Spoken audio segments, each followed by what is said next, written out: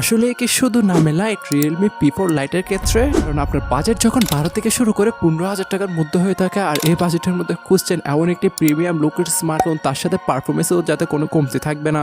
আমি কোনো মজা করছি না, কারণ রিয়েলমি পি সিরিজ মানে কি, পি সিরিজ মানে তাদের পাওয়ার আর পারফরমেন্সকেই কিন্তু সব থেকে বেশি গুরুত্ব দিয়ে থাকে। তবে এই ক্ষেত্রে ব্যাপারটা কিছুটা ভিন্ন, যেহেতু নামের শেষে লাইট দেওয়া হয়েছে, পি তো রয়েছেই, তাহলে কি ধরে নেওয়া যাবে কিছু কি কস্ট কাটিং করেছে, নাকি এর থেকে ভালো অল্টারনেটিভও বাজারে রয়েছে?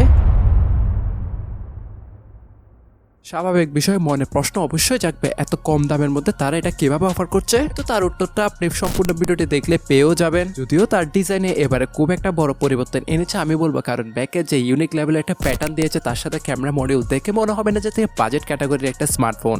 বাট ডিজাইনটা আমার কেন যায় না আইটেলের পাওয়ার 70-এর মতো লাগে কিছুটা মিন্স ব্যাকের প্যাটার্নটা। ফলে বিল কোয়ালিটি বুঝতে পারছেন, full body plastic, overall 8.4 millimetre thickness আর 212 গ্রাম ওজনটা বৃদ্ধি হওয়ার কারণ রয়েছে, যা ভিডিওর সামনে আমি আলোচনা করছি। যেহেতু এখানে IP64 এর রেটিং থেকে শুরু করে মিলিটারি স্ট্যান্ডার্ড 810 এর জন্য কিন্তু সার্টিফিকেট রয়েছে, তাই নির্দ্বিধায় প্লাস্টিকের ডিব্বাটা মোটামুটি ঠিকঠাক আর শক্তপোক্ত বলবো। বাট তাই বলে কোনো এক্সট্রিমলি টেস্ট করতে যায় না। আবার ওজন বৃদ্ধি হওয়ার কারণটা খুঁজতে গিয়ে দেখলাম এই 7000 mAh বিশাল ব্যাটারিটা, হ্যাঁ এদিকেও একটা প্লাস পয়েন্ট তারা দিয়ে দিয়েছে মানছি। বাট 15 ওয়াটে ফাস্ট চার্জিং ব্রিক, এক কথায় 3 ঘন্টা থেকে 3.5 ঘন্টা সময় লাগবে স্মার্টফোনটি ফুল চার্জ হতে, তাই সেদিক থেকে লং টাইম একটা সময় নিতে হবে। যদিও এখানে ব্যাটারি ব্যাকআপটা আপনাকে বেশি দিবে, অলমোস্ট 1 থেকে 2 দিনের কাছাকাছি ব্যাটারি ব্যাকআপ নর্মাল ইউজে আপনাকে দিয়ে দিবে। এই অবধি তো সবই ভালো ছিল। এখন যদি স্মার্টফোনটি সব বাজে দিক নিয়ে কথা বলি, ডিসপ্লে নিয়ে কথা বললে এতে কিন্তু আপনি 144 হার্জের 6.8 ইঞ্চি মাপের IPS LCD দেখতে পারবেন। সবাই মনে করবে এখানে খারাপের কি আছে। আমি যদি বলি HD+, যা দেখার পর অনেকে ভিডিওটা ছেড়ে যাওয়ার সিদ্ধান্ত নিয়েছেন, তবে বস এখনো ধরেন প্ল্যাটফর্ম সেকশনটা কিছুটা বাকি আছে। যদিও HD+টাকে আহামরি খুব একটা কনসিডার না করা গেলেও বর্তমান বাজেটে কনসিডার করা যাচ্ছে, কারণ বর্তমানে দেশের বাজারে 20,000 টাকা প্রাইস সেগমেন্টও কিন্তু HD+ স্মার্টফোনগুলি আমরা দেখছি। যেহেতু র্যাম, স্টোরেজ সবকিছুরই দাম বাড়তি, তাই বাজেট ক্যাটাগরি স্মার্টফোনের কথা উঠলে বর্তমানে কিন্তু বেশ ভালোই কস্ট কাটিং করছে কোম্পানিগুলো। তার সাথে নসযুক্ত ডিসপ্লে, ওভারঅল যদি ডিসপ্লের কালার ক্যালিব্রেশন নিয়ে কথা বলি, কিছুটা শার্পনেসের ঘাটতি তো রয়েছে, স্বাভাবিক ব্যাপার। তার সাথে লোয়ার চিনটাও বেশ মোটা। স্মার্টফোনটির ব্যাক লুকটা দেখতে প্রিমিয়াম হলো, ফ্রন্ট লুকটা দেখতে একটা 8-10,000 টাকার স্মার্টফোনের মতনই লাগে বস। যেটিকে প্রোটেকশন করার জন্য পান্ডা গ্লাসের প্রোটেকশন তো থাকছে, এর সাথে 144 হাজার রিফ্রেশ রেটটা আসলে আমি নাম মাত্র বলবো। কাজের ক্ষেত্রে আপনি 90 to 120 হার্জ পুশ করতে দেখবেন ম্যাক্সিমাম ক্ষেত্রে।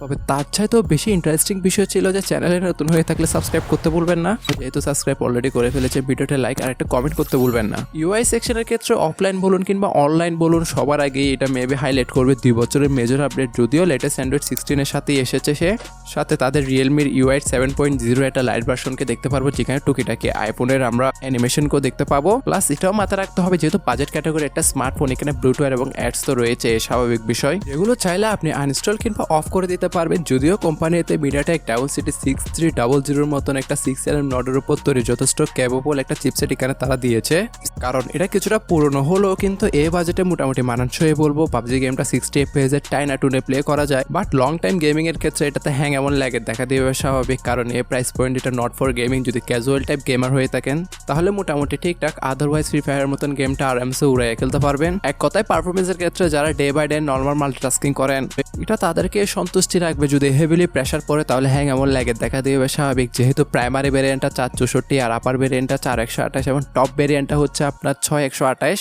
আর এই সবগুলো ভেরিয়েন্টে কিন্তু আপনি ইন্ডিয়ান বাজারে 12 থেকে শুরু করে 15,000 রুপির মধ্যে অ্যাভেলেবেল পাবেন। যদিও অফিসিয়াল ভাবে স্মার্টফোনটি বাংলাদেশে আসার কোনো সম্ভাবনা নাই, প্লাস যদি আনঅফিসিয়াল ভাবেও দেখতে চান তাহলে কিছু সংখ্যক স্টোরি আমরা দেখতে পারবো, সব স্টোরি কিন্তু এটা অ্যাভেলেবেল হবে না। যার প্রাইমারি ভেরিয়েন্টটা দেশের বাজারে 20 থেকে 22,000 টাকা পর্যন্ত রাখা হতে পারে আনঅফিসিয়ালের ক্ষেত্রে। আর এই টাকায় এরকম একটা স্মার্টফোন আমি জানি না কে নিবে। ইভেন তার যে অল্টারনেটিভ আর বাকি প্রসঙ্গ রয়েছে প্রাইস সম্পর্কে, তা ভিডিওর সামনে আমি আলোচনা করছি। তার আগে ক্যামেরা সেকশন নিয়ে কিছুটা আলোচনা করা যাক। ট্রিপল ক্যামেরা সেটআপ থাকলো, 13 মেগাপিক্সেলের প্রাইমারি সেন্সরটাই কাজের, বাকি দুইটা অকার্যকর। আর ফ্রন্ট ফেসিং 5 মেগাপিক্সেল একটি ডিসেন্ট সেলফি ক্যামেরা। যদিও এখানে 8 মেগাপিক্সেল একটা সেলফি ক্যামেরা দিলে মোটামুটি ভালো হতো, but overall back camera quality আহামরি খুব একটা যে ভালো রেজাল্ট দিবে তা না। প্রপার লাইট কিংবা ডে লাইট কন্ডিশনে মোটামুটি ভালো ছবিগুলো তুলে দিতে পারবে। তাতে যদি আমি তার এক্সট্রা ফিউচার নিয়ে কথা বলি, এখানে সাইড মাউন্টে ফিঙ্গারপ্রিন্ট সেন্সর থেকে শুরু করে এট দ্য টাইম 2টা 5G সিম আপনি একই সাথে ইউজ করতে পারবেন, ভালো ব্যাপার। দেন কিছু টুকিটাকি সেন্সর। ওভারঅল যদি দেশের বাজারে এটা প্লাস 6GB র্যাম ভ্যারিয়েন্টও যদি মিনিমাম নিতে চান তাহলে সেটা আনঅফিসিয়ালের ক্ষেত্রে অলমোস্ট 20-22 কিংবা 23-24 হাজারে গিয়ে দাঁড়াবে, যদিও কোনো শপ এটা নিয়ে আসে থাকে তাহলে। কারণ 20-22 হাজার টাকার মধ্যে আমরা IQ Z10X এর মতো একটা স্মার্টফোন অলরেডি অ্যাভেলেবেল দেখছি, যেটা এর থেকে কয়েক হাজার গুণ বেটার ডিল আমাদের কভার করছে। তার সাথে বর্তমান বাজারে যদি 20 কিংবা 22 হাজারের সেরা স্মার্টফোনগুলো দেখতে চান, ডিসক্রিপশনে থাকা ভিডিওগুলো চেক আউট করতে পারেন। যদিও সর্বশেষ বলতে চাই, স্বাধীন দেশের আপনারা স্বাধীন নাগরিক, বাকিরা ভালো মন্দ বোঝার ক্ষমতা অবশ্যই আপনাদের রয়েছে, কারণ আপনাদের নিজস্বরও কিন্তু পছন্দ করারও স্বাধীনতা রয়েছে বস।